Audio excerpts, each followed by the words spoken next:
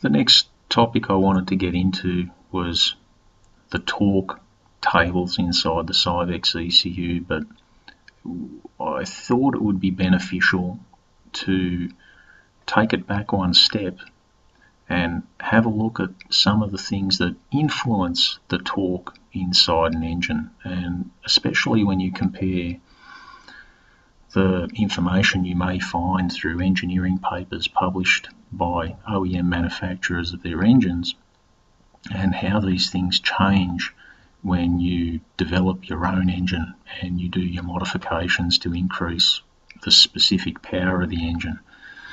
I always talk in specific power terms, and I also like to reference the brake thermal efficiency of the engine and also the brake specific fuel consumption of the engine, because these are very important factors in getting to the end goal of what you want to do, i.e. develop more power than what you had before, and doing it in an efficient type of manner.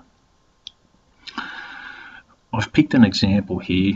It's not going to relate to everybody, but the one side benefit of it is there's a lot of engineering papers released by an OEM detailing this engine, and that's really what you need as a basis to start any of this, especially if you're going to be doing estimates in your workshop or in your home if you're an individual developing some of this stuff. So we'll look at a basic engine here, and the engine that we've picked is a Mazda rotary engine, a 13B RE.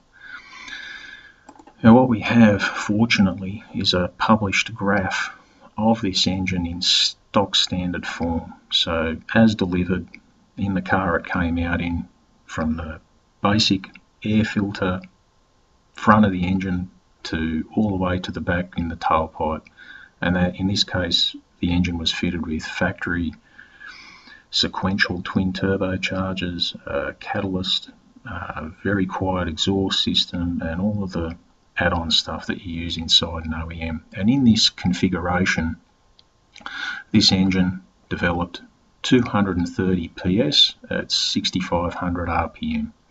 Now the PS is simply a Japanese standard measure of horsepower. It's slightly less than American SAE BHP, and I have to check this. It may be slightly different to the DIN standard for horsepower as well, but PS is a common Japanese European reference for power. So all you need to know is it's just marginally lower than what the brake horsepower you normally see listed by some manufacturers, but it's neither here nor there. It's only a small fraction of a difference. Now, everybody knows that to develop power inside an engine you need a high volumetric efficiency, so you need to be able to draw the air into the engine, and that's one of the basics. If you don't have the air or the density of the air inside the engine, you're not going to develop the power. But one of the big things is you need to be able to convert it into power, and the term that's commonly used is the brake specific fuel consumption, and that really is just how many grams of fuel you need per horsepower per hour. And this is your ultimate measure of the quality of the engine. Unfortunately, with a rotary engine, they're, I'd have to say, arguably the shittest engine on earth in terms of efficiency. They have a very high surface volume to area relationship. They lose a lot of heat. They need a lot of excess fuel to stop them from detonating in a turbocharged form. They have extremely poor gas sealing, and all of those factors essentially mean they're a shitbox of an engine when it comes to brake specific fuel consumption. But that aside, it's a great reference here to look at it. Now, the other component to brake specific fuel consumption is the specific power of the engine. So you see this little red 50.3 up here. This engine in its factory delivered form running 10 psi of boost pressure at a standard sort of sea level day actually develops 50.3 horsepower per 1 litre of swept engine displacement, and in this case we always talk about 720 crank degrees or 2 crankshaft or centric shaft revolutions per 1 bar of pressure. So the specific power of the engine is one of the best measures that you can use to talk about a whole shitload of engines. You can look at 2 strokes, 4 strokes, all types of capacities, all types of pressure charging, supercharged, turbocharged, you name it. If this number's higher, you've got a better engine. That's the end of the story. And you can very easily compare engines. So you can look at something that's a 1.3 litre, a 2 litre, a 6 litre, turbocharged, normally aspirated. If you relate it back into specific power, you can do some very good comparisons between them. Now, brake-specific fuel consumption. Why is it important? Well, without knowing what the brake-specific fuel consumption is, you have no idea of the thermal efficiency. Now, the thermal efficiency is very, very important. If we have 1 litre of fuel or 1 gallon of fuel, however you like to look at it, that amount of fuel has a certain amount of energy per kilogram. And in this case, we're looking at petrol or gasoline, some people like to call it.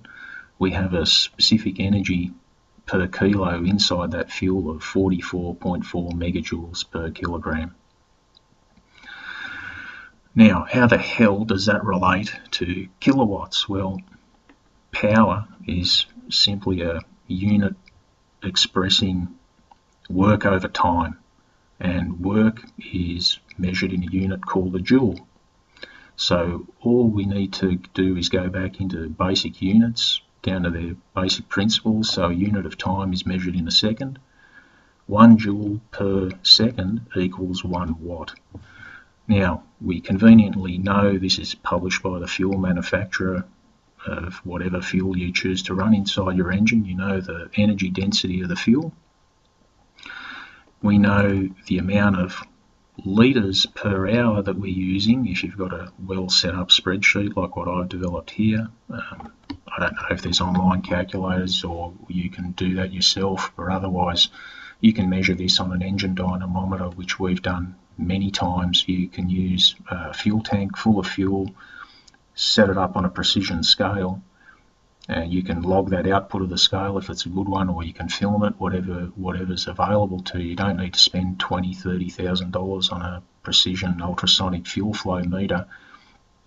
You set up the fuel tank on this scale. You do it on a cantilever system. So on the other end of the cantilever, like a seesaw, you put the required amount of weight to balance out the basic fuel level you have inside the tank, the weight of the tank, the pumps, whatever stuff you have to run it, and you can very easily measure the fuel flow per second down to a very, very high accuracy. So you can determine the amount of fuel flow, not by backwards calculating it through a lambda sensor. All of that's sort of bullshit method. It's third or fourth derivatives inferred away from doing a direct measurement. So it's always best where you can do a direct measurement to do it that way.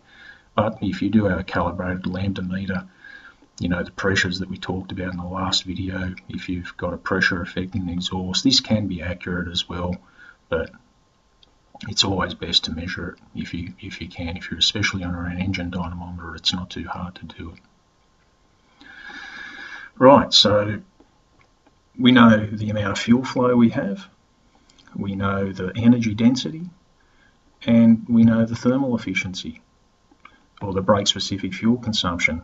You know, because we've measured the power. The power is a calculation, but we've measured the torque, so the reaction of the engine bending a arm onto a load cell, or, you know, back in the old school days it was physically a scale. Power equals NT over 9.55. You work out the power, and you can get this figure relatively easily without too much effort. So let's show you that this actually does work. So this is the first example of the standard engine that we talked about, that's documented here in Mazda's graph. We have our fuel energy. So this has to be in base units, which is a joule, not megajoules. So we've got the megajoules, we've got the fuel flow per hour. Now this needs to be in seconds. So we divide it by 60 to get it into minutes, and divide it by 60 again to get it per second. Now it's a litre, right? So we need it in kilograms because our fuel energy is in joules per kilogram. So we divide it by the relative density of the fuel, times it by the relative density of the fuel. We multiply it by our thermal efficiency, and that gives us the power in watts, but lots of people like to talk in kilowatts, so we just divide that by 1,000 and we get a calculated 166.7 kilowatts, and our sheet gives us 166.5. If we want to increase the performance of our engine, and we port it and we do different turbocharger, exhaust manifold, we modify the inlet manifold, we do the porting inside the engine, we put a big turbine exit exhaust pipe on it, we free up every restriction that we can inside the engine, and we do internal modifications inside the engine to lower the friction inside the motor. All of those things end up giving us higher volumetric efficiency. So in this case, at the same level of boost pressure, we get 128% volumetric efficiency versus the 85 for the standard engine. So let's check that out. We'll put in 128. We don't have the graph here, I have too many things on the screen, but you'll have to trust me here. Our peak speed ends up changing from 6,500 RPM to 8,400 for peak power. We'll keep the air-fuel ratio at the same nominal amount. Now our specific fuel consumption, where we've worked out this table here, is much lower than what the standard engine is. So the standard engine, if you remember, was around 357 odd. In our modified engine's case, which we've measured on an engine dynamometer, we have a brake-specific fuel consumption of 324 grams per horsepower per hour. Now have a look at our specific power. We've jumped up from 50 odd horsepower per litre per bar up to 107.6 horsepower per litre per bar. We've also had a corresponding increase in our thermal efficiency, so we've jumped up to 18.64%. And look at our power level. We've done nothing to the boost is the same, but we've increased our power more than double compared to what we had before. We've got the same fuel specification. Our fuel flow has gone up a lot. You'll notice our injector duty cycle is pretty crazy, so we'll put in the injectors that we actually run in this combination, just so the figures are the same. There's no difference in the fuel flow, right, but it's changed the duty that we run on the injectors. And let's have a look what our calculation is. So we get 356.4 kilowatts, and our sheet shows us 356.5 kilowatts. Same deal. The energy of the fuel flow converted to kilograms per second, our thermal efficiency, and divide it by 1,000 and we get the amount of kilowatts the engine makes. I hope that was mildly interesting for people. When we have a look, now that we understand how some of this stuff works, we'll go into the Syvecs in the next installment of this, and we'll talk about why we don't use the use fuel flow to estimate mean best torque or the thermal efficiency table, because it's open and prone to quite a few assumptions. It can work, a lot of people use it, but I prefer to go and actually map out the torque of the engine and also measure the actual frictional modifiers inside the engine as well. But that's a topic for the next video, which we'll get into.